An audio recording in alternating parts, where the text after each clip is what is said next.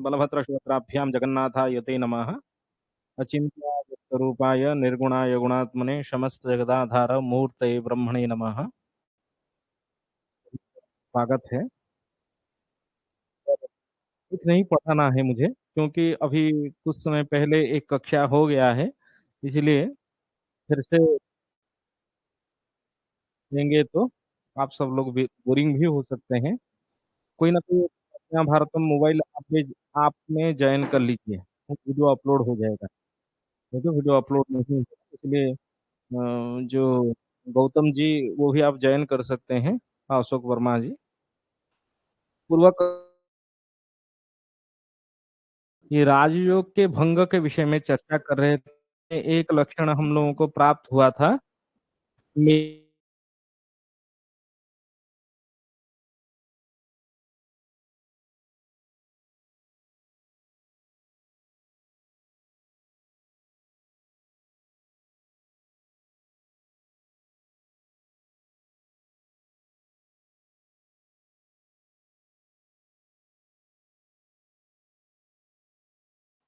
ये लक्षण में हम लोग राजा श्रेष्ठ कुल में उत्पन्न बालक भी व्यक्ति भी भिक्षुक हो जाता है, निर्धनी होता है, पत्नी से संतान से हीन होता है, कई सारे अशुभ फल प्राप्त होता है।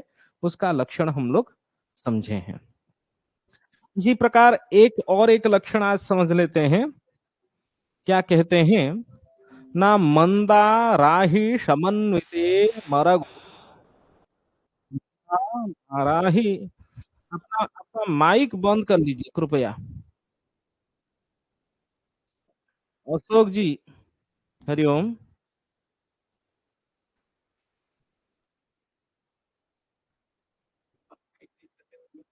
हाँ, म्यूट ऑल कर दिया हूँ वो माइक ऑन।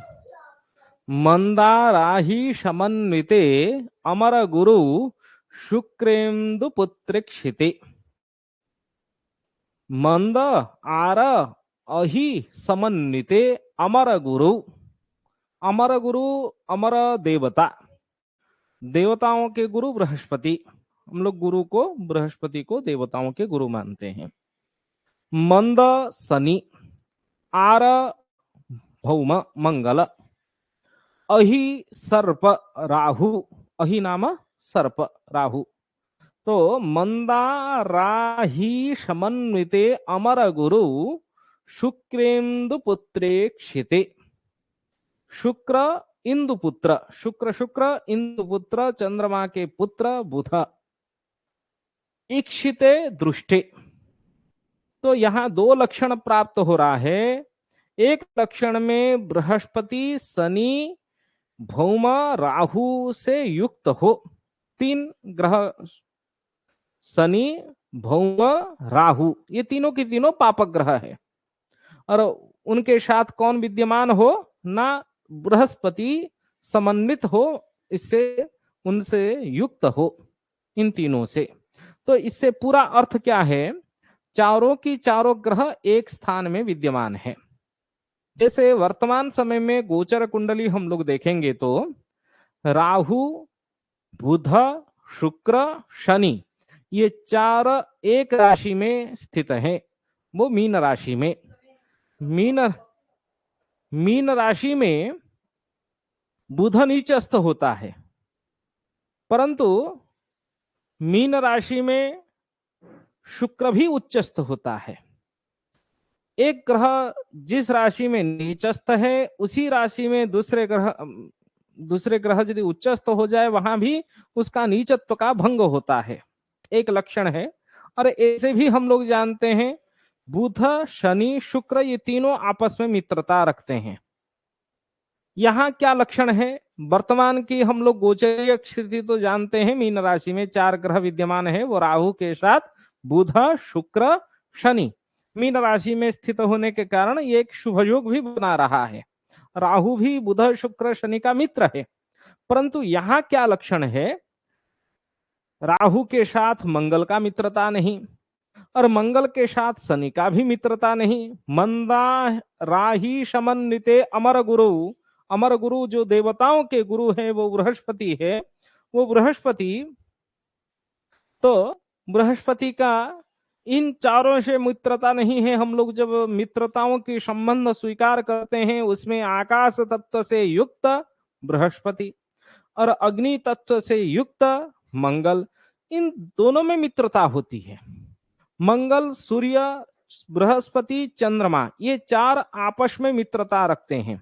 इन चारों की आपस में मित्रता होने के कारण यहाँ जो लक्षण हम लोग देख रहे हैं तो उसमें सभी ग्रहों का संबंध कह रहा है, केवल शुक्र सूर्य को छोड़ के। मंद आर अहि समन्विते अमर गुरु शुक्रेन्दु पुत्रेक्षिते, शुक्र इंदु पुत्रेक्षिते कहने से उनका दृष्टि हो किसका, शुक्र एवं बुध का दृष्टि हो किसके ऊपर, इस योग के ऊपर। जातः शुद्र शुद्र कलेवरोपि निखिलाम विद्याम उपैति श्रियम। लेकिन यहाँ अशुभत्व के फल नहीं कह रहे हैं, यहाँ क्या कह रहे हैं, शूद्र कुले वरोपि जातः, यदि वो शूद्र कुल में भी जन्म हो, क्योंकि हम लोग ये लक्षण प्रायतः देखते हैं क्या ना, यदि ब्राह्मण कुल में कोई व्यक्ति जन्म है उसमें स्वतः संस्कार वशात उसके पास विद्या अर्जन की गुण प्राप्त होता है, देखा जाता है, वो ऑटोमेटिक विद्वान होता है। लेकिन यदि कोई शूद्र कुल में जन्म होके अच्छा अध्ययन अध्यापन कर रहा है, अच्छा अध्यापक है, उसमें कोई ना कोई विद्वान की योगों की लक्षण है। इस लक्षण में हम लोग देखते हैं तो एक कुंडली बना के नजर करते हैं, क्या कहते हैं ना, बृहस्पति बुध बृहस्पति मंगल एवं राहु शनि, ये चार एक साथ बैठे हैं। जैसे गुरु, शनि, राहु एवं मंगल एक साथ मिलके बैठे हो, एवं शुक्र बुध का इनके ऊपर दृष्टि हो। शुक्र बुध दोनों निकटवर्ती ग्रह होते हैं, सूर्य के आसपास के ग्रह हैं। इन दोनों का परस्पर दृष्टि हो जाना कोई असंभव बात नहीं है, ठीक है। ये वहां निश्चित रूप में ये लक्षण प्राप्त हो सकते हैं, उसमें कोई विसंगति नहीं है। तो क्या है ना, शुक्र बुध का पूर्ण दृष्टि हो जाना, शनि राहु मंगल बृहस्पति एक स्थान में बैठने से। एक तो हम लोग क्या कहते हैं, वल्लकी दाम पाश केदार इत्यादि योग जो लक्षण हम लोग पढ़ते हैं उसमें बृहस्पति शनि मंगल शुक्र बुध, ये जो पांच ग्रह दो स्थान में रह गए। और सोच लीजिए सूर्य बैठा, सूर्य को थोड़ा सा, सूर्य बैठा है एकादश स्थान में एवं चंद्रमा बैठा है लग्न में स्थिति में, और वृषभ लग्न है। कौन सा लग्न है, वृषभ लग्न है। यहाँ केदार योग भी उत्पन्न होगा, क्योंकि हम लोग लक्षण में पढ़े हैं बल्लकी दाम पाश केदाराख्य शूल योगम युगम च गोल, ये 7 संख्या योग है। सातों की सातों संख्या योग में जो केदार योग होता है उसमें कौन सा लक्षण हम लोग पढ़ते हैं ना, 4 स्थान में 7 ग्रह विद्यमान हो जाए, 4 भाव में। जैसे यहाँ सूर्य एक स्थान में विद्यमान हुआ और चंद्रमा दूसरे में, और बाकी गुरु शनि मंगल एक स्थान में, शुक्र बुध 4 ही घर में सभी ग्रह सातों की सातों ग्रह रह जाने के कारण योग क्या बन जाता है ना, ये पूरा के पूरा केदार योग की लक्षण है। तो यहाँ राहु होगा तो निश्चित रूप में केतु उसके सप्तम में होता है, ये केदार योग की लक्षण भी प्राप्त होता है। लेकिन यहाँ क्या कहते हैं, शूद्र कुल जन्म होने के बाद भी वो निखिल विद्या एवं श्री को प्राप्त कर लेता है। यहाँ जो प्रकार के हम लोग रोगों की लक्षण के चिंतन करेंगे उसका अभाव होगा। इससे एक मन में प्रश्न हो सकता है, क्या विद्वान रोगाक्रांत नहीं होता है? होता है। ये लक्षण आगे हम लोग सोचेंगे, वर्तमान पहले देख लेते हैं। मंदाराहि समन्विते अमर गुरु शुक्रेन्दु पुत्रेक्षिते जातः शूद्र कलेवरोपि निखिलाम विद्यामुपैति श्रियम। उसके बाद नेक्स्ट लक्षण में कहते हैं तारानाथ विकर्तनौ मदगतौ सौरेण संवीक्षितौ जातो असौ समुपैति निच विहितो पायेन संजीवनम।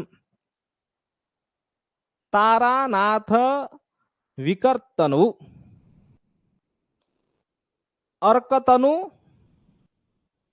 तारानाथ गदगतौ सौरेण संवीक्षितौ। सौरेण संवीक्षितौ तारानाथ, ताराओं का जो नाथ होते हैं वो कौन है ना, चंद्रमा है।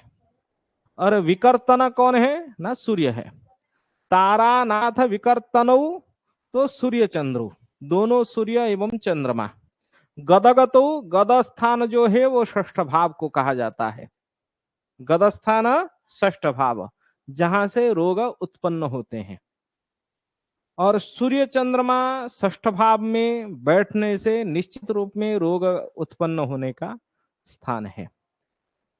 तारानाथ विकर्तनो गदगतो सौरेण संवीक्षितो। सौरेण, सौरेण सूर्यपुत्रेण, सूर्यपुत्र शनि है, शनि के द्वारा वीक्षित हो, दृष्ट हो। किससे ना, शनि के द्वारा यदि दृष्ट हो। जातः असौ समुपैति नीच विहितो अपायेन संजीवनम। तो जिस भी कुल में वो जन्म हो जाए, कैसे भी राजकुल में जन्म हो अथवा दासकुल में जन्म हो, अथवा कोई श्रवण अथवा शूद्र इत्यादि नीच कुल में जन्म होने के बाद भी जातः असौ समुपैति नीच विहित उपायेन संजीवनम। नीच विहित उपायेन, नीच विहित मतलब कुछ नीच कर्म के द्वारा, दास संबंधी कर्म। दास संबंधी कर्म कहने से हम लोग जैसे जूता चप्पल बेचते हैं, वो एक दासत्व कर्म है। कुछ लौह संबंधित हम लोग व्यवसाय करते हैं, अति नीच, जैसे लौहकार होते हैं, लौह को पीट के कुछ बर्तन वगैरह बनाते हैं, वो भी एक नीच कर्म में गिनती होता है। अथवा कोई शूद्र संबंधित कर्म हो, उस प्रकार के कर्म में वो लिप्त होता है संजीवनम। एवं सूर्य चंद्रमा षष्ठ भाव में रहने से शनि का पूर्ण दृष्टि होने के कारण ये दासादि कर्म से जीविका निर्वाह करता है, और अथवा रोगाक्रांत भी होता है व्यक्ति। वहां चंद्रमा सूर्य दोनों एक साथ होने से हम लोग जानते हैं क्षीण चंद्रमा होगा। वो शिशु निश्चित रूप में अमावस्या में अथवा अमावस्या के जस्ट पहले अथवा अमावस्या के बाद में जन्म हो सकता है, क्योंकि सूर्य चंद्रमा के युति हम लोग अमांत काल में देखते हैं, उस कुंडली में प्राप्त होता है। इसीलिए ये लक्षण, यदि चंद्र सूर्य षष्ठ भाव में स्थित हो, शनिश्चर के साथ, शनिश्चर के द्वारा दृष्ट हो, तभी वहां जातक निश्चित रूप में दासादि कर्म में लिप्त होता है। ये लक्षण है। तो मंदाराहि समन्विते मरगुरु शुक्रेन्दु पुत्रीक्षिते जातः शूद्रकले वरोपि निखिलां विद्यामुपैति श्रियं तारानाथ विकर्तनो गदगतो शौरेण संवीक्षितो जातो नशो समुपैति नीच विहितो पायेन संजीवनम। ये जातक पारिजात के जातक भंगाध्याय के 3 नंबर श्लोक में ये बताते हैं। इसमें हम लोग देखें तो जो राजयोग है उस राजयोग का भंग नहीं हो रहा है। यहाँ उतना अशुभत्व का प्रभाव, जैसे यहाँ षष्ठ स्थान में सूर्य चंद्रमा रहने से अशुभत्व होता है, व्यक्ति रोगाक्रांत होते हैं, रोगाक्रांत होने के कारण कुछ भी नीच जनित कर्म से वो अपने जीविका निर्वाह करते हैं। क्योंकि हमेशा कर्म बाधा राजयोग के भंग से कर्म बाधा होता है, और कर्म बाधा के कारण मानसिक तनाव होता है, उससे भी कई सारे रोग हम लोगों को प्राप्त होता है। इसीलिए हमेशा केमद्रुम योग, रेखा योग अथवा राजयोग का भंग योगों को हम लोगों को अच्छे तरह रोगाध्याय में भी चिंतन करना चाहिए। और दूसरे लक्षण नेक्स्ट थोड़ा सा और एक श्लोक देख लेते हैं लास्ट आज की कक्षा के लिए। क्या कहते हैं ना, केंद्रे स्थे वा विलग्ने दिनकर तनये सौम्यखेटैरदृष्टे भूसूनोः कालहोरा शमयजमनुजो भिक्षुको दाशभूतः सौम्य दृष्टे अर्क्य दृष्टे शशिनी सरुधिरे मेषगे भिक्षुक स्यात् अर्क्यन्द्वर्क्यैः शक्रिन्द्रैर् जडतनुरधन भुक्ताशनः स्यात् केन्द्रस्थे वा विलग्ने दिनकर तनये सौम्यखेटैरदृष्टे। दिनकर तनय, दिनकर तनय शनि, क्योंकि दिनकर सूर्य, सूर्य का तनय, सूर्य का पुत्र शनि है। केंद्रस्थे, केंद्रस्थे केंद्र भाव 1 4 7 10, केंद्र भाव में विद्यमान हो कौन? शनि। अथवा विलग्ने, वा का प्रयोग क्या है? मतलब अथवा का प्रयोग है। अथवा का प्रयोग है मतलब केंद्र में हो अथवा लग्न में हो। तो केंद्र 1 4 10 में हो सकता है अथवा लग्न में हो सकता है। कौन? ना शनि। शुभग्रही अदृष्टे, शुभ ग्रहों का दृष्टि ना हो। एक उदाहरण पहले देख लेते हैं। यहां केंद्र में शनि स्थित हो और शुभ ग्रहों से दृष्ट हो। कौन सा लग्न है यहां चिंतन नहीं किया, कोई भी लग्न हो सकता है, हम लोग कोई भी लग्न ले सकते हैं। शुभ ग्रहों से दृष्ट होके शनि लग्न में अथवा केंद्र में स्थित हो। उसके बाद कहते हैं भूसुनोः कालहोरा शमयज मनुजः। कालहोरा में मंगल, भूसुन भूपुत्र मतलब पृथ्वी का पुत्र मंगल बैठा कहां हो? ना कालहोरा में बैठा हो। कालहोरा का साधन हम लोग आगे की कक्षा में करेंगे। वारादेर घटिकादि विघ्न स्वाक्ष हृत शेष वर्जिता सईका तष्टा नगैहि कालहोरेशा दिनपात क्रमात्। ये जो लक्षण है कालहोरा का, उस कालहोरा का साधन हम लोग आगे की कक्षा में चिंतन करेंगे। पहले देख लेते हैं, यदि मंगल कालहोरा में बैठा हो, मंगल कहां हो? ना कालहोरा में विद्यमान हो, एवं शनि लग्न में अथवा केंद्र में किसी भी स्थान में स्थित हो, एवं कोई भी शुभ ग्रहों के द्वारा वो अदृष्ट हो, शुभ ग्रहों की दृष्टि उसके ऊपर नहीं हो। जैसे शनि का मित्र 2 शुभ ग्रह है, एक शुक्र दूसरा बुध। बुध शुक्र की दृष्टि नहीं होना चाहिए, और उसके साथ साथ दृष्टि बृहस्पति का भी दृष्टि नहीं होना चाहिए। जैसे क्षीण चंद्रमा, चंद्रमा पापत्व होता है, चंद्रमा शुभत्व भी होता है। पूर्ण चंद्रमा हम लोग जानते हैं सार्ध सप्तमी, शुक्ल पक्ष के सार्ध सप्तमी से लेके कृष्ण पक्ष के सार्ध सप्तमी तक हम लोग क्या मानते हैं? पूर्ण चंद्रमा मानते हैं। और पूर्ण चंद्रमा अशुभत्व का प्रभाव नहीं होता है, शुभत्व होता है। शुभ ग्रहों का दृष्टि नहीं होना शनिश्चर के ऊपर, यही लक्षण कहते हैं। किसी भी स्थिति में शुभ ग्रहों का दृष्टि नहीं होना चाहिए। और विशेष करके दृष्टि ग्रह का कब नहीं होगा? ना द्वितीय द्वादश में ग्रह जब होगा। किसी भी ग्रह से जब द्वितीय द्वादश में ग्रह विद्यमान होता है, तब जैसे मैं कह दूं शनि,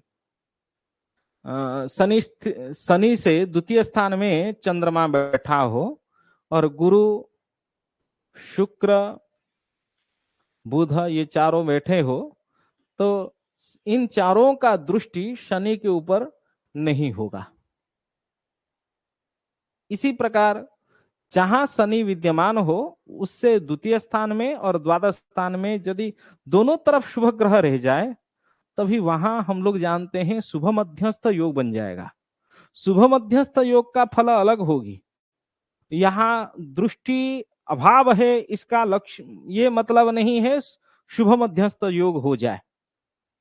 जैसे द्वितीय स्थान में यहां बुध और शुक्र बैठे हैं, शनि से द्वितीय स्थान में बुध शुक्र, द्वादश में गुरु एवं चंद्रमा स्थित हो, तो यहां ये जो लक्षण प्राप्त हुआ, इसको हम लोग क्या कहेंगे? शुभ मध्यस्थ योग है। दृष्टि नहीं है, शुभ ग्रहों की दृष्टि शनि के ऊपर नहीं है, लेकिन शुभ मध्यस्थ योग हो रहा है। शुभ मध्यस्थ योग होने से ये जो भिक्षुक दाशभूत ये लक्षण वहां नहीं मिलेगी हम लोगों को। क्या कह रहे हैं उसको सही तरह से हम लोगों को चिंतन करना चाहिए। कब व्यक्ति भिक्षुक होगा ना शुभ ग्रहों की दृष्टि नहीं हो।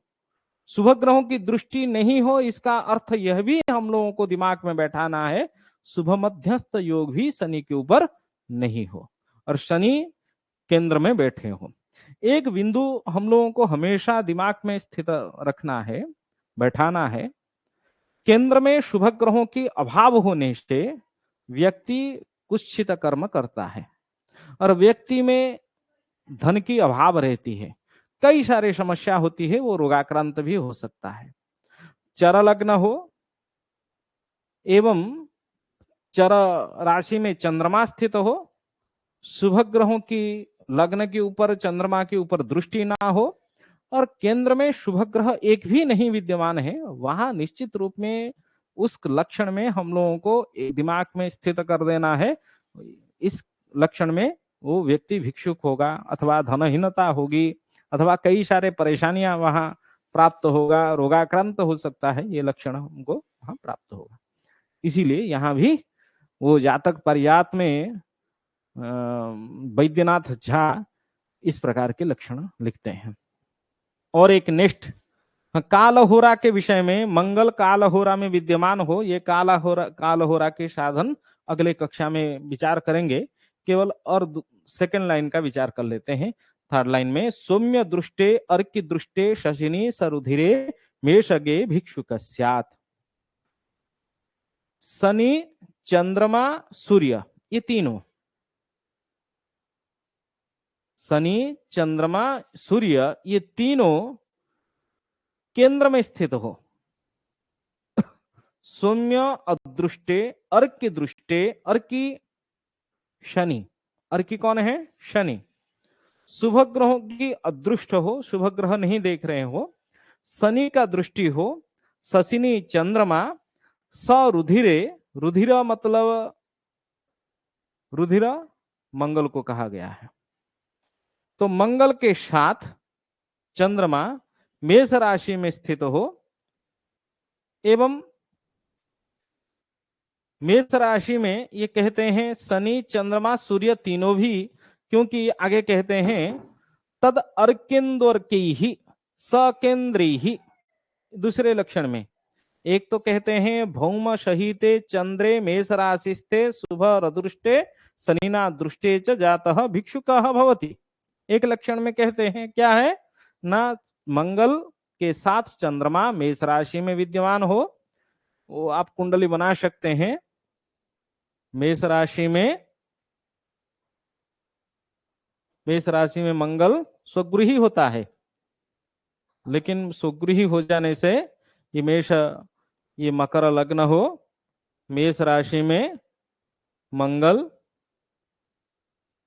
किसके साथ हो ना, सौम्य अदृष्टे अर्की दृष्टे शशिनी सरुधिरे, मंगल चंद्रमा के साथ स्थित हो एवं शनि से पूर्ण दृष्ट हो, शनि से पूर्ण दृष्ट हो और शुभ ग्रहों से अदृष्ट हो, तब जाके व्यक्ति क्या होता है भिक्षुक होता है। और नेक्स्ट लक्षण में क्या कहते हैं, तद अर्केन्द्वर्के ही शकेन्द्रगे ही, अर्केन्द्वर्के ही मतलब शनि चंद्र सूर्य, ठीक है, शनि चंद्र सूर्य केंद्र में स्थित हो, वहां भी जड़ तनु रधन भुक्ताशन हस्यात, तनु मतलब शरीर जड़ हो जाएगा। जड़त्व कहां हम लोगों को प्राप्त होता है ना, वायु रोग का विकार होने से जड़त्व प्राप्त होता है। और वायु तत्व का कारक ग्रह कौन है, शनि है। यहां शनि चंद्रमा सूर्य ये तीनों, एक वायु दूसरा जल तीसरा अग्नि, इन तीनों का संबंध का विषय कह रहे हैं। जड़त्व के रोग उत्पन्न में विशेष करके वात एवं कफत्व का प्राधान्य देखा जाता है। जहां वात रोग एवं कफ तत्व आधिक्य होता है, वहां जड़ तत्व के व्यक्ति, जड़त्व हो जाना मतलब उसका रक्त संचार सटीक रूप से नहीं होना, वो शून्य हो जाता है, उसमें शून्यत्व का लक्षण हम लोगों को प्राप्त होता है। केंद्र में स्थित हो, केंद्र शुभ स्थान है, और शनि चंद्र सूर्य स्थित हो, एक स्थान में तीनों होने से चंद्रमा के साथ सूर्य होगा तो क्षीणत्व होगा, और क्षीण चंद्रमा हमेशा पाप चंद्रमा होता है। वहां जल विकार सृष्टि होगा, उसके साथ साथ वायु के साथ सूर्य का मिलन होना, मतलब शनि के साथ सूर्य का मेल होना, वायु अग्नि के साथ संबंध होने से भी वहां जड़त्व की प्राप्त होता है। विकार होती है, उस विकार से केंद्र में स्थित होने के बाद भी व्यक्ति वह नर प्रज्ञाहीन शरीर, और उसके साथ साथ निर्धन, और परोक्षी इष्टभोजी, मतलब दूसरे के घर में जाके मांग मांग के खाने वाला, वो भिक्षुक के टाइप का। परोक्ष, परोक्ष से दूसरे के घर से अन्न ग्रहण करने वाला वो व्यक्ति होता है इस लक्षण में। समझ रहे हैं? तो ये पूरा की पूरा लक्षण आप लोग देखेंगे तो एक बार हम लोग तात्विक दृष्टि का भी चिंतन कर चुके हैं, क्योंकि वात पित्त कफ त्रिदोष एवं पंच महाभूत, आकाश से लेके पृथ्वी तक पंच महाभूत का चिंतन किए हैं, और उस चिंतन से ही ये सारे लक्षण हम लोगों को प्राप्त हो रहा है। इससे ही राजयोग का भंग हो रहा है। ये भी एक राजयोग के भंग का लक्षण है।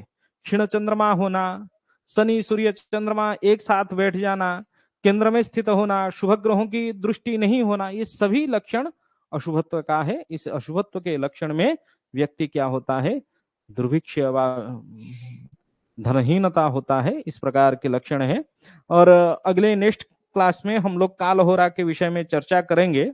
यदि किसके मन में कोई जिज्ञासा अथवा प्रश्न हो, प्रश्न करें, कक्षा को विराम दे सकते हैं। बहुत आप विवाह का विचार भी पढ़ चुके हैं, इसलिए बहुत ज्यादा मैं समय नहीं लेता हूं। 2 दिन से 20 मिनट 30 मिनट में अपना कक्षा को खत्म करता हूं।